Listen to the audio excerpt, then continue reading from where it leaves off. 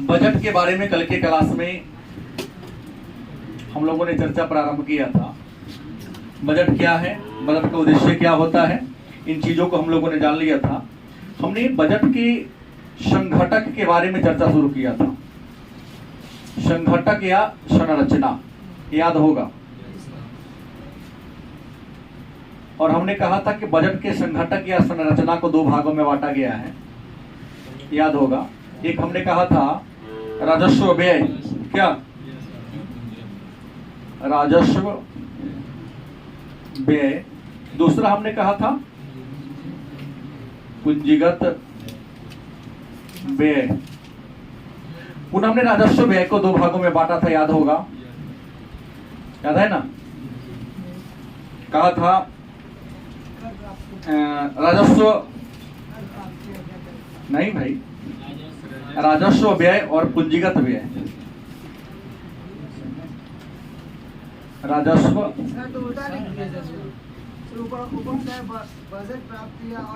हाँ सॉरी, इसका भी हमने दो भागों में क्या किया, राजस्व व्यय को हमने दो भागों में बांटा था। राजस्व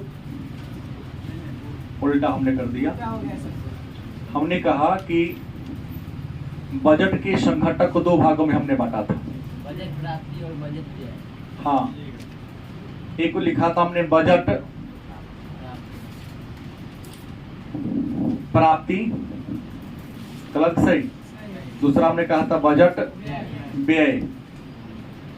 बजट व्यय के दो भाग हमने बताया था, क्या, एक राजस्व व्यय, दूसरा पूंजीगत व्यय।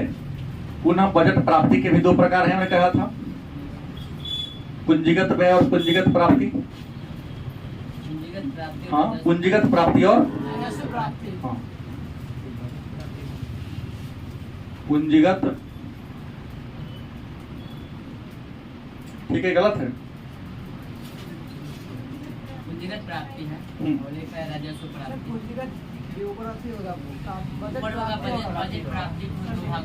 बजट प्राप्ति के दो भाग हैं। हाँ, इसको दो भाग हो गया।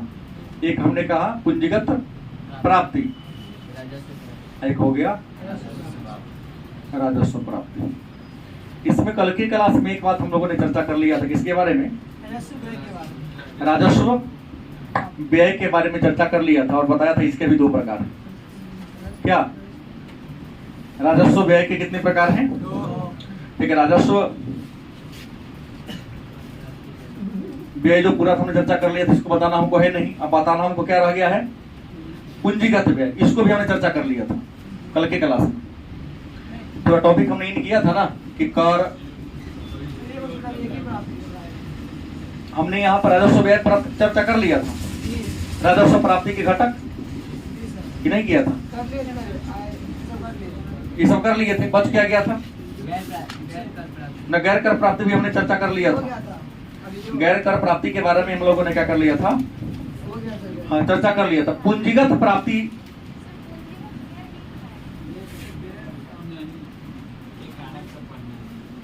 कारक तो पढ़ा था, कारक तो मैंने पढ़ा दिया था। हमको लगता है कि यहाँ पर हमने पढ़ लिया था पूरा।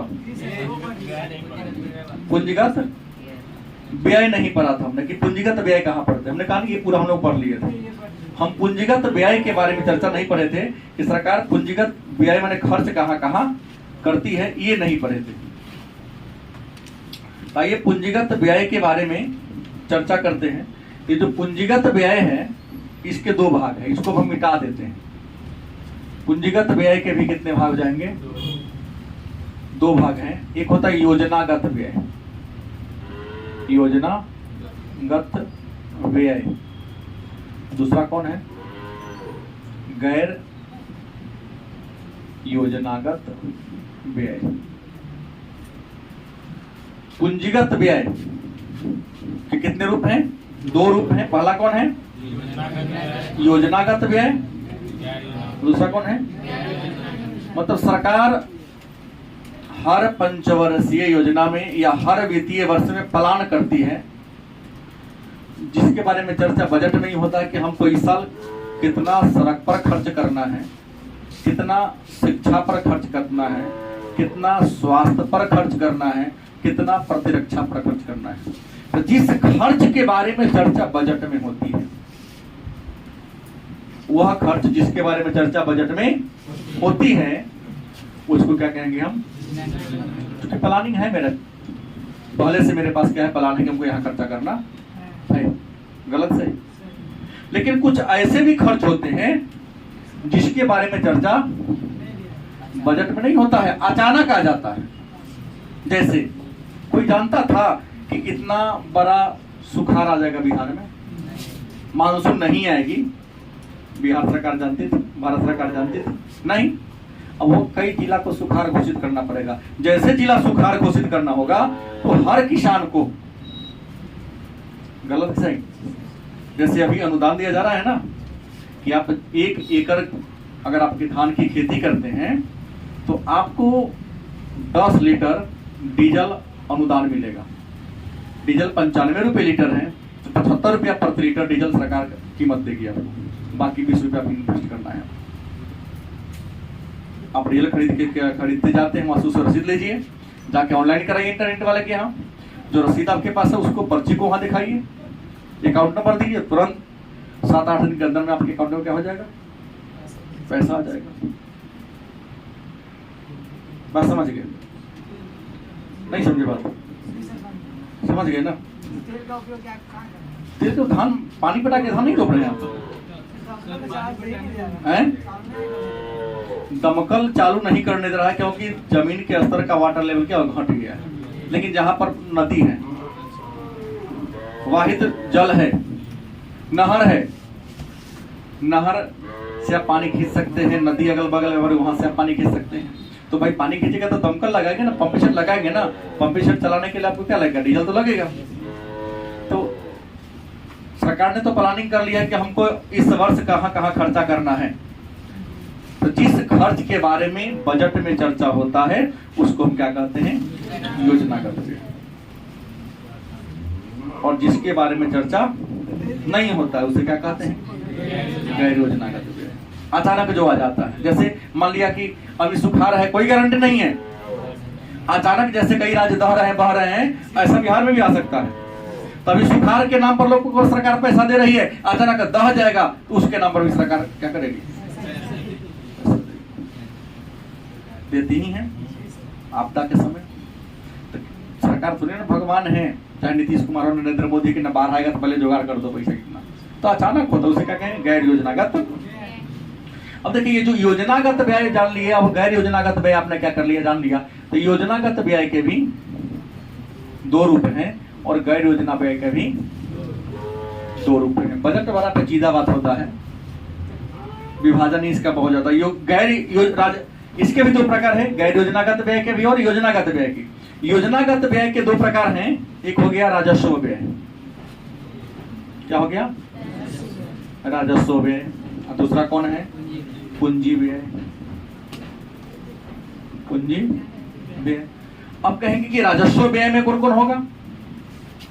तो राजस्व व्यय में आ गया कि केंद्र सरकार का अपना निजी खर्च, और केंद्र सरकार ही राज्य सरकार को भी खर्च देती है। जैसे आप दोनों जानते होंगे, सब लड़का है, वित्त आयोग के बारे में सुना होगा आप लोगों ने।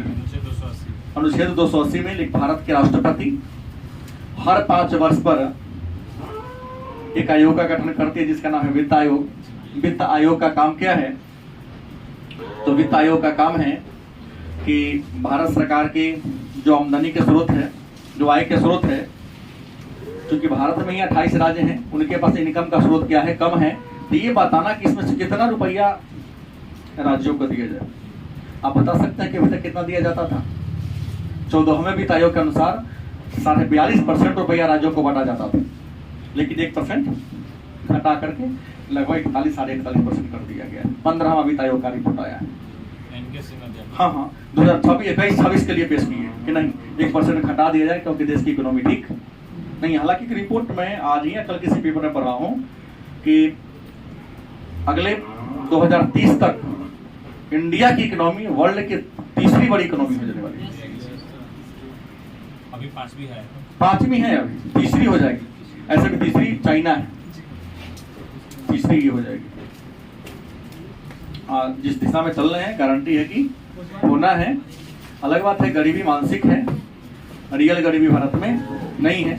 मानसिक गरीबी मतलब छोटा कपड़ा पहनना, फटा हुआ कपड़ा पहनना, ये मानसिक गरीबी है। गलत से अब इतना भारी भरकम देह है, अब देखते हैं इतना टाइट पहन लेता है कि देखते हैं अभी को नया जींस का स्टाइल निकला है कि लम्हा कटवा के ऊपर मोड़ के पहना था, तो छोटे कम करवा नीचे से करवा दे रहा है। किसी फिल्म में हीरो ने कर लिया, आप लोग भी उठा के ऊपर करना शुरू कर देंगे। वो बनेंगे तो नहीं, नकल करेंगे, नकलची हो गए ना। एक अपना सिद्धांत न दे करके किसी के सिद्धांत को लगातार फॉलो किए जा रहे हैं।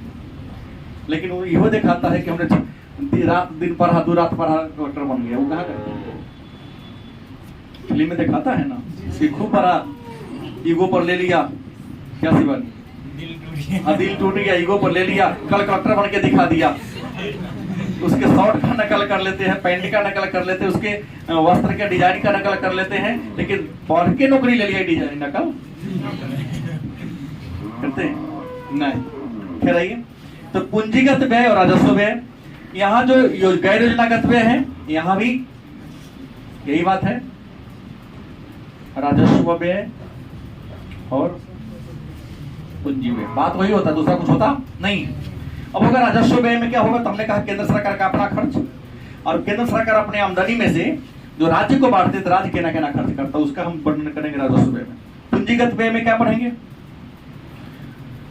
तो भारत सरकार जो योजना चलाती है, ये तो अपन केंद्र के रख रखाव में खर्चा होता है, लेकिन भारत सरकार योजना बनाती है, उस योजना में जो खर्च हो रहा है, कई बार राज्य सरकार को भी कर्ज, संघ राज्य को भी कर्ज देती है, उन्हें सारे जिक्र बात का जिक्र होता है पूंजीगत व्यय।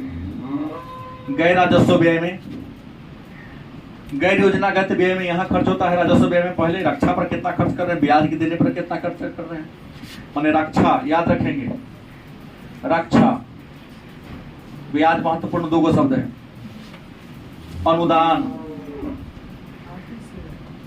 गलत सही, ये महत्वपूर्ण की बात है कि सरकार जो रक्षा पर खर्च करती है वो योजनागत व्यय है कि गैर योजनागत, तो गैर योजनागत व्यय। ब्याज का भुगतान गैर योजनागत व्यय। अनुदान जिसको सब्सिडी कहते क्या है, गैर योजनागत व्यय। बाढ़ पर, शिक्षा पर, क्योंकि सरकार खर्चा कर रही है, यहाँ सरकार कुछ मिलने वाला, जहां झोंक दिए झोंकाइले हैं, जैसे आपके पिताजी आप पर खर्चा करते, पाने की कोई चांस नहीं, ये तो वहम है, भ्रम है, ये वहम में ना जीवाइए। मुंह से आवाज तब तक निकल रहा बियाह ना भेल, ओकरा बात नहीं निकलेगा मुंह से आवाज। हाँ, भैंसों की दामत आज के युग में कोई होने वाला नहीं है। आप लोग जो कलयुगी बाल बच्चा है, क्या देवव्रत बनने वाला कम लोग मिलते हैं, मिलते है ये नहीं तो मिलेंगे क्या, कि विवाह करने का अपना उम्र था, पता चला हमारे पिताजी विवाह करना चाहते हैं, तो बेटी वाला के घरे पहुंच गए कि हमारे पिताजी आपके पुत्र से प्रेम करते विवाह करा देंगे। प्रतिज्ञा करवा दिया ना कि तुम बड़े बेटा हो, राजा बनोगे, तो कहा कि हम कुर्सी को नहीं देखेंगे, ब्याह ही नहीं करेंगे कि कुछ विवाद होगा। क्या पवन एक समाधान कि हम कभी राजा बनेंगे नहीं, उसने कहा तो तुम्हारा बेटा बने तो कभी ब्याह नहीं करेंगे, हमारे पिताजी के साथ करो। तो रक्षा व्यय, ब्याज, अनुदान, शिक्षा, वेतन भुगतान, परिवार कल्याण, बाढ़ नियंत्रण, ग्रामीण विकास, ये सारा गैर योजनागत व्यय का क्या है, उदाहरण है। और पूंजीगत व्यय में आ जाएगा, कई बार हमारी सरकार जैसे अफगानिस्तान में 3200 करोड़ का एक सलमा बांध बना दिया, वहां के संसद का निर्माण करा दिया। 1999 में ईस्वी में किर्गिस्तान में एक बहुत बड़ा दूध षड्यंत्र दे दिया, पढ़ाया हूं मैं सर। तो ये सब होगा पूंजीगत व्यय, लेकिन गैर योजनागत व्यय का क्या है, हिस्सा। अब हमने ये बात जान लिया, तब आते हैं बजट प्राप्ति पर। किस पर आते हैं, बजट प्राप्ति पर। तो बजट प्राप्ति के कितने भाग हैं, 2 भाग हैं, एक पूंजीगत प्राप्ति और दूसरा राजस्व प्राप्ति। तो पहले हम जान लेते हैं पूंजीगत प्राप्ति और राजस्व प्राप्ति। तो बजट प्राप्ति के 2 हिस्सा कर लिया, तो हम पहले राजस्व प्राप्ति पर चर्चा करेंगे और राजस्व प्राप्ति के भी कितने हिस्सा है दो हिस्सा है। राजस्व प्राप्ति के कितने भाग हैं? दो है। पहला कौन है? कर प्राप्ति। पहला कौन है? कर प्राप्ति। देख लीजिए गौर से, बजट प्राप्ति के कितने हिस्सा है? दो। राजस्व प्राप्ति पहला कौन है? राजस्व प्राप्ति पूंजीगत प्राप्ति। राजस्व प्राप्ति, और दूसरा कौन है? पूंजीगत प्राप्ति।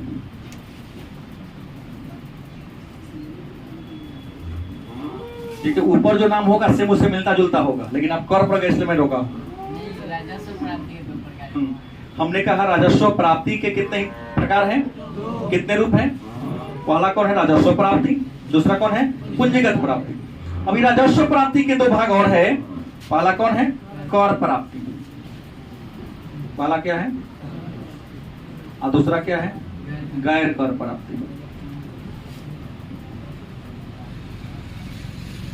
पुनः पूंजीगत प्राप्ति के दो प्रकार हैं। पहला में क्या है? उधार। दूसरा में क्या है? ऋणों की प्राप्ति, ऋणों की। तीसरा क्या है? निवेश की विनिवेश, विनिवेश। अब राजस्व प्राप्ति में पहला क्या हो गया? कर प्राप्ति। कर प्राप्ति क्या है? तो सरकार जो टैक्स लगाती है, सरकार जो क्या करती है विभिन्न सेवाओं के लिए, नहीं उससे भी सरकार को टैक्स मिलता है ना। जैसे सरकार ने हाईवे बना दिया, टोल टैक्स लगा दिया, सरकार का तो पूंजी वहां लग चुका है ऑलरेडी। सड़क बनाने में खर्चा हुआ है, सरकार को वहां से आगे कैसे? मुझे लगता है प्रति किलोमीटर के हिसाब से शायद 60 या 70 पैसा लगता है टोल टैक्स पर प्रति। कई बार सफर किए हैं तो मुझे लगता है कि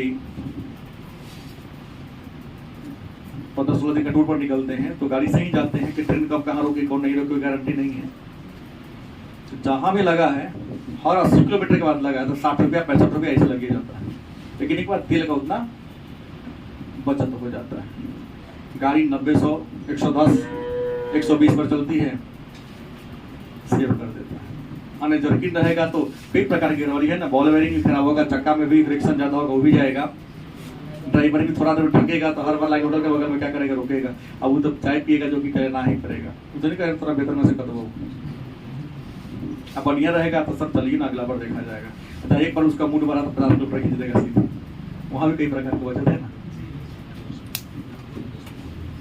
तो कर प्राप्ति सरकार पहले इन्वेस्ट करती है और कर के रूप में वहां से लेती है। पूरा गैर कर प्राप्ति, कर लगाती नहीं लेकिन फिर भी वहां सरकार को क्या होता है? मिलता है। सरकार कर की ऐलान घोषणा नहीं करती है लेकिन फिर भी सरकार को वहां से क्या होता है? कुछ धनराशि मिल जाते थे, जुर्माना वगैरह। बिना टिकट के रेलवे की यात्रा कीजिए ना, कहीं ठहरा गए तो हर दिन के हिसाब किताब बराबर नहीं। सरकार रोड पर चलने के लिए करेगी लेकिन कहती इतना बेसी, इतना से ज्यादा वालू नहीं लोड करना है।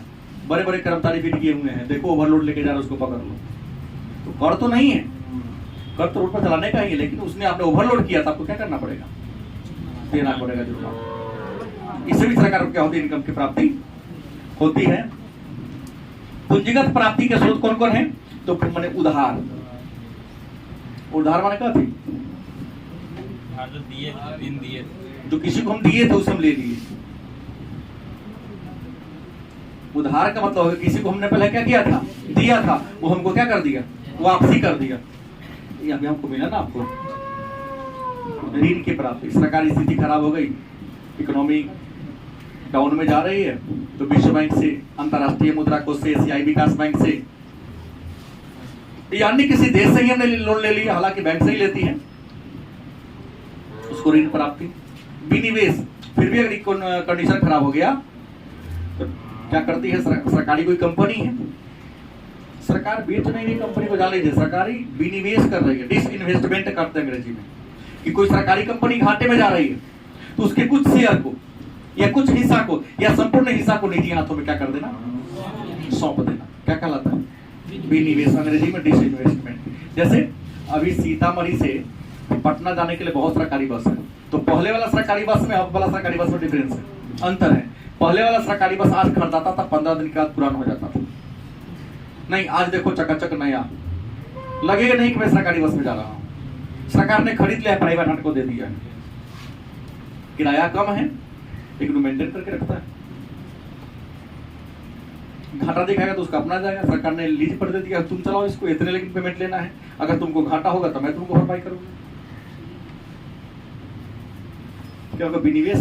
कोई कंपनी घाटे में जा रही है तो उसके कुछ शेयर को प्राइवेट हाथ में दे दिया, प्राइवेट उसको देखरेख करेगी, तो प्राइवेट वाला देखरेख करेगी तो ईमानदारी से नहीं करेगी। उसको लगेगा घाटा होगा तो मेरा भी जाएगा, क्योंकि आधा पूंजी हमरो लागल, तो ईमानदारी से काम करेगा।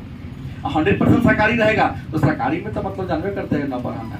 जैसे अभी बिहार में शिक्षा व्यवस्था को टाइट करने का प्रयास किया जा रहा है हमारी सरकार के द्वारा।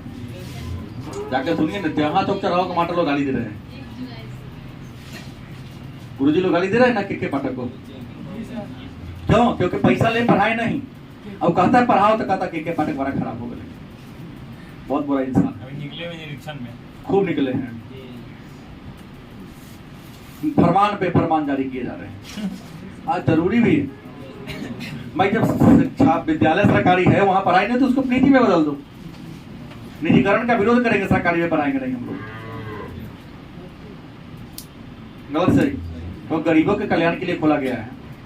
आई सरकार देखो ना, अगर 4 महीना टाइट कर दे तो कितना सरकार प्राइवेट विद्यालय को ताला लगाना पड़ेगा, क्योंकि सारे विद्यालय जब टीचर जब विद्यालय में जाएंगे, ऐसे नहीं कि सारे टीचर कमजोरे हैं, बहुत टीचर बहुत अच्छे अच्छे हैं, स्कॉलर भी हैं। अब देखता है कि हम नौकरी लेने पर तो ना काम करे, कहीं तो क्या पढ़ाते हो, सब पढ़ाई नहीं रहा है। हमको लगता है आने वाले दिनों में कह देंगे जो ना स्कूल का रेपुटेशन बच्चों का खराब रहेगा, मास्टर को हटा देंगे। देखो ना कितना पढ़ाई होगा। ऐसा योजना लागू करना चाहिए नहीं, क्योंकि भारत लोक कल्याणकारी जब प्राइवेट वाले के लूट रहे हैं। 100 का किताब 1000 में बेच रहा है। हम 12वीं के बच्चों को पढ़ाता हूँ, BE के बच्चों को पढ़ाता हूँ, 1000 में सब किताब हो जा रहा है। 6ठी 8वीं क्लास में हमारा बेटा 5-6 हजार में किताब हो रहा है। प्राइवेट से तो संतुष्ट है, कहाँ संतुष्ट है? जो जाता है वो संतुष्ट है, जो गरीब तो लड़कियां वो सरकारी में। संतुष्ट कोई नहीं है, मजबूरी है, क्योंकि सरकारी में पढ़ाई नहीं हो रही है। कोई संतुष्ट नहीं है। हमको तो कई बार आता है, क्या सर इतना नंबर मिला है, मैं संतुष्ट नहीं हूँ, तो हमको बुला रहा है। सीधे कहता आप मुझको बुला रहे हैं, क्योंकि जैसा समय चाहता हो ऐसा नहीं। तो वो जानता है, उस तरह की टीचरें हैं। आपके विद्यालय में जो बच्चे पढ़ते हैं, हमें बात को हमारे चला है जो पढ़ा रहा है, हमारे यहाँ पढ़ता है। मैं जानता हूँ उसका आर्थिक आदरी का ठीक नहीं, और आपके विद्यालय में नीमन सॉफ्टवेयर मेरा टीचर बना हुआ है। गलत नहीं ना बोला?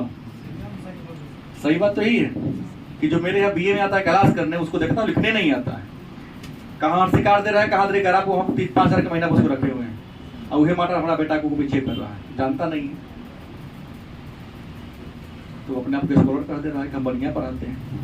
फिर छोड़िए, ये 2 बात को क्या हो गए जान गए। अब है राजस्व प्राप्ति तो जान गए। अब क्या बच गया आपका? राजस्व प्राप्ति के कितने हिस्सा हमने कर दिया?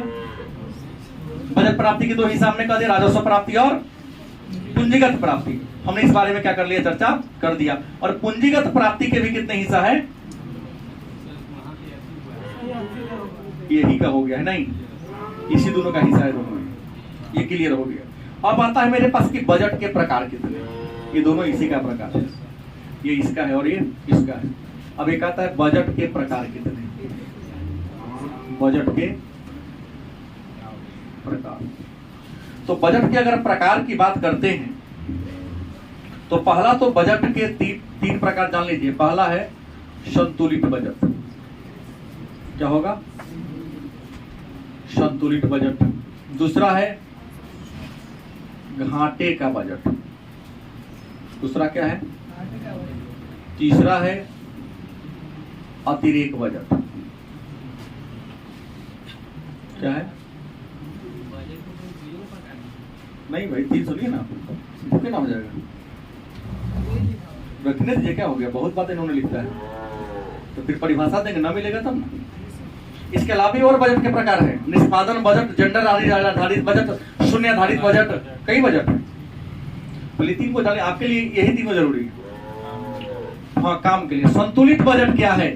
सीधा हिसाब है, सरकार का आय इक्वल टू राजस्व प्राप्ति और राजस्व व्यय आपस में क्या हो, जब सरकार का राजस्व प्राप्ति और राजस्व व्यय, मतलब सरकार का इनकम और इन्वेस्ट माने व्यय एक्सपेंडिचर, क्या वापस जितना आमदनी किया आपने उतना क्या कर लिया, नो लॉस नो प्रॉफिट, तो क्या कहेंगे। फिर प्रश्न घाटे का वजन क्या है, तो सरकार का आय क्या है, कम है या व्यय क्या है। जब सरकार का बजट व्यय ज्यादा हो और बजट प्राप्ति,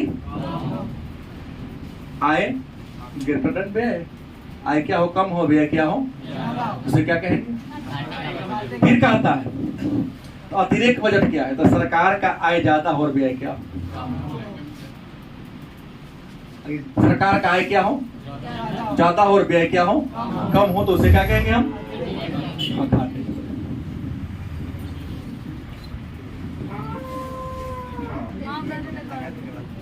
अब देखिए रंजन, आपने कहा संतुलित बजट जान लिए, घाटे का बजट जान लिए, अतिरिक्त बजट जान लिए। संतुलित बजट क्या है, जब सरकार के राजस्व प्राप्ति और राजस्व व्यय, आसान शब्दों में सरकार का आमदनी और खर्चा आपस में क्या हो। घाटे का बजट आमदनी कम हो खर्चा घाटे का बजट हो गया ना। अब अतिरिक्त बजट क्या है, तो आमदनी ज्यादा हो खर्चा क्या हो कम हो, तो उसे क्या कहेंगे। इसके अलावे भी बजट के प्रकार हैं, जैसे निष्पादन बजट, नाम आपने सुना होगा। निष्पादन मन में होगा, निष्पादन बजट क्या है, तो कार्य के परिणाम को आधार मानकर जो काम किए है उसका परिणाम अच्छा निकला, उस तरह के काम और करेंगे। जैसे मैं देखता हूँ, जैसे कभी परीक्षा देने गए तो फलानवा के मुंह देख के गए, परीक्षा बहुत अच्छा गया। ऐसा होता है कभी नहीं होता है, पहले को मिलाता है। किसी काम को करने गए, अमुक काम को करके गए, कभी दही खा के गए, अरे पान खा के उसके यहाँ ये किए थे तो अच्छा हुआ था, तो ऐसा करने का प्रयास करना कई लोग, क्या सही बात है ना। हाँ, ऐसा ही बात है। तो कार्य के परिणाम को आधार बनकर जिस बजट का निर्माण होता है उसी को कहते हैं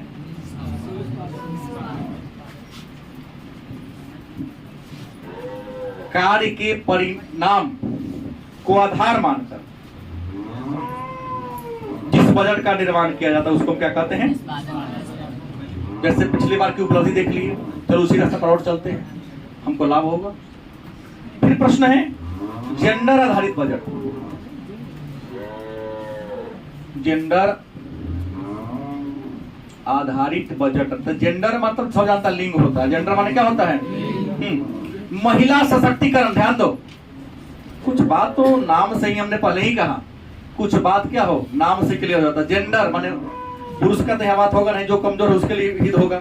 तो महिलाओं के सशक्तिकरण को ध्यान में रखते हुए होता है ना, आप लोगों को साइकिल पोशाक सब मिलता है, पास करोगे फर्स्ट तो 25,000, बीए करोगे तो 50,000, लड़का समुदाय क्या कुछ नहीं मिलेगा। बहुत शिकायत करता है कि सर नीतीश कुमार को हम लोगों से क्या दुश्मनी है कि लड़की को देते हम लोग को देते ही नहीं है। क्योंकि महिलाओं में शिक्षा का दर क्या है, कम है। शिक्षा का दर कम होने के कारण, शिक्षा का स्तर कम होने के कारण महिला बहुत ही कमजोर है। तो लेकिन मजबूत करना है तो कैसे करना होगा, शिक्षित करना होगा। मजबूत करना है तो क्या करना होगा, शिक्षित करना होगा। यही न मौजूदी है तब सबको पछाड़ दी। शिवानी कुमारी इस बार कटॉपर ही है, 300 में से 294 नंबर, क्या जी सारे 94। और आप लोग हैं बच्चे हैं, कुछ लड़के हमारे जो 300 में से 14 नंबर मिला है। हाँ, ऐसे ऐसे लोग हैं, मोबाइल भरा भरा उसके पास। और कुछ ऐसे महापुरुष जो टेस्ट में आते ही नहीं, क्योंकि ड्रेस मेंटेन में रहता है ना, कहीं नंबर कमाएगा तो मैं तो मन से बोलता हूँ फलाना कितना नंबर, फलाना कितना नंबर, और सबके सामने इतने उड़ जाएगा ना। हाई फाई चेहरा ना, सेंट की खुशबू, इसलिए अभिषेक कभी कभी आता है। पर किसी ने इसको चढ़ा दिया कि जहां डेली जाता है उनकी इज्जत घट जाता है। डेली कहीं पर जाने से मान सम्मान को क्या लगता है, ठेस। अभिषेक कहता है कोचिंग में डेली जाएंगे तो ठेस लगेगा, इसलिए कभी कभी आता है। आइए मुद्दे पर आइए। हमने क्या कहा, जेंडर आधारित बजट का मतलब हो गया कि जब सरकार महिलाओं के सशक्तिकरण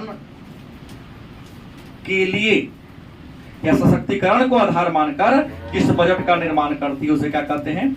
जेंडर आधारित बजट के नाम से। एक और जान लेते लास्ट कि शून्य आधारित बजट क्या है? शून्य आधारित बजट देखिए, सरकार पिछले वर्ष के आंकड़ा को देकर ही अगले वर्ष का आय और व्यय का मूल्यांकन करती है। पिछले वर्ष में आपने क्या आमदनी किया, कहां पर खर्चा किया, जैसे 2022-23 में सरकार का कैसा बजट रहा होगा, किस क्षेत्र में कितना खर्च किया, पिछले का वर्ष का रिकॉर्ड देखकर तभी 2023-24 के लिए बजट बना होगा। क्या गलत सही? जो 23-24 का जो बजट बना है वह 22-23 के बजट को देखकर बनाया गया होगा, उसी को आधार मान के बजट बनाया गया होगा कि शिक्षा में पिछला साल कितना खर्चा किए थे, स्वास्थ्य पर कितना खर्चा किए थे, सड़क पर कितना खर्चा किए थे। लेकिन होता क्या है कभी कभी कि सरकार पिछले वर्ष का रिकॉर्ड देखे हुए नहीं, पिछले हमने किस क्षेत्र में कितना व्यय किया किसी को देखा ही नहीं, नजरअंदाज कर दिया, और नया तरीका से जीरो से